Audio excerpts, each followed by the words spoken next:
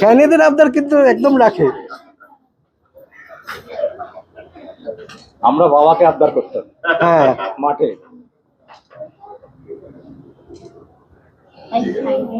দেখছি ভালো লাগছে তো?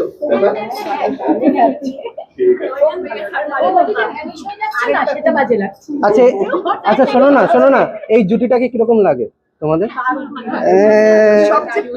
প্রিয় জুটি না?